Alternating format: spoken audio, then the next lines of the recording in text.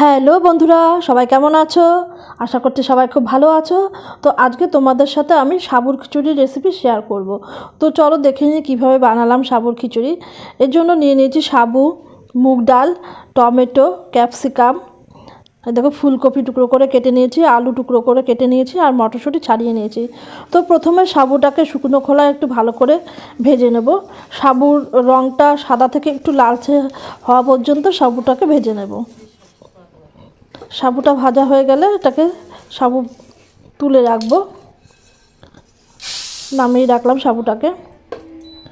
এবার মুগ ডালটাকে ভেজে নেব। ভালো করে মুগ ডালটাকে সুন্দর একটা ঘ্রাণ বেরোবে সেই পর্যন্ত মুগ ডালটাকে ভাজতে হবে, একটু হালকা লালচে টাইপের হবে। তো মুগ ডাল ভাজা হয়ে গেছে, মুগ ডাল তুলে রাখলাম। এবার ফ্রাইং প্যানে তেল দিয়ে দেবো।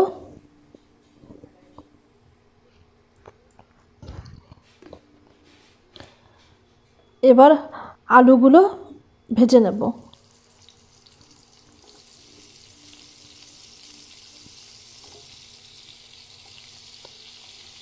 সুন্দর একদম লাল লাল করে আলুগুলোকে ভেজে তুলে রাখবো। দেখো আলু ভাজা হয়ে গেছে, এবার আলুগুলোকে তুলে রাখবো।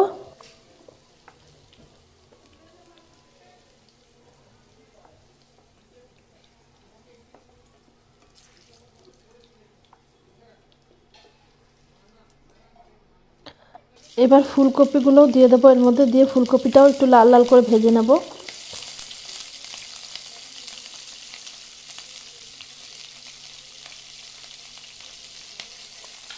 ফুলকপিটাও একটু লাল লাল করে ভেজে নিলাম, নিয়ে এবার ফুলকপিটাও তুলে রাখবো।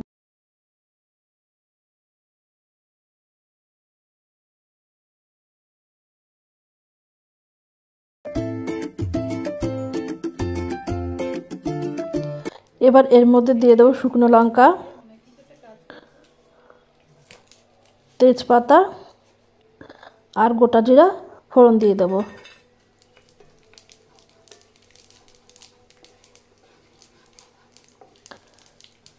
ফোড়ন হয়ে গেলে এর মধ্যে দিয়ে দেবো বেশ খানিকটা পরিমাণ জল।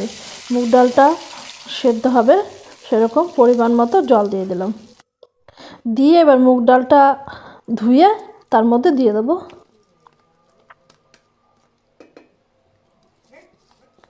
ভালো করে দিয়ে দিলাম মুগ ডালটা, দিয়ে এবার ঢেকে দেবো, দিয়ে মুগ ডালটা সেদ্ধ হতে দেব।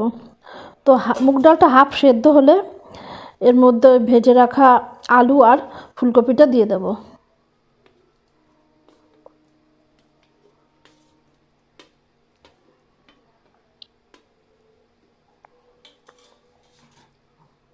দিয়ে আবারও ঢেকে দেব। এবার আরেকটু সেদ্ধ হলে, মানে 80% মতো যখন মুগ ডালটা আর কি সেদ্ধ হবে, তখন তার মধ্যে মটরশুঁটিটা দিয়ে দেব।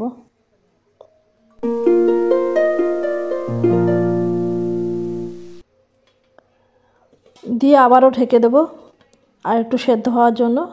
এরপর সেদ্ধ হয়ে গেলে এর মধ্যে দিয়ে দেবো ক্যাপসিকাম আর টমেটো।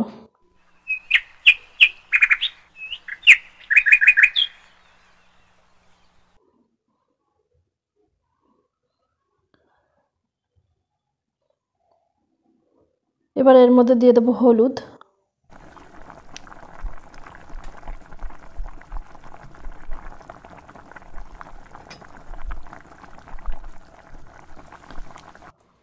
তারপর দেবো স্বাদ মতো লবণ,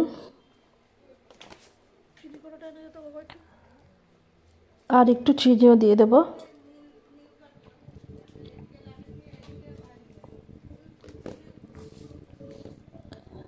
দিয়ে দেবো কয়েকটা গোটা কাঁচা লঙ্কা। এবার সব কিছু ভালোভাবে সেদ্ধ হয়ে গেলে সাবুটাকে আমি ওদিকে ধুয়ে আর কি জল ঝরিয়ে রেখেছি। তো সব কিছু ভালোভাবে সেদ্ধ হয়ে গেলে এর মধ্যে এই জল ঝরিয়ে রাখা সাবুটা দিয়ে দেবো।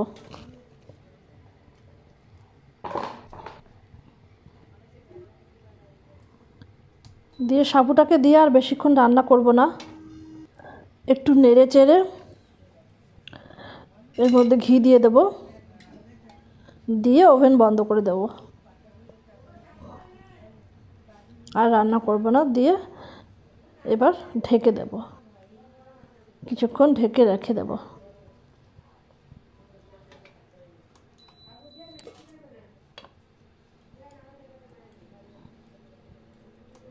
তারপর কিছুক্ষণ পর ঢাকনা খুলে, প্রায় আধা ঘন্টা পরে ঢাকনা খুলেই দেখো তৈরি হয়ে গেছে সুন্দর টেস্টি টেস্টি সাবুর খিচুড়ি।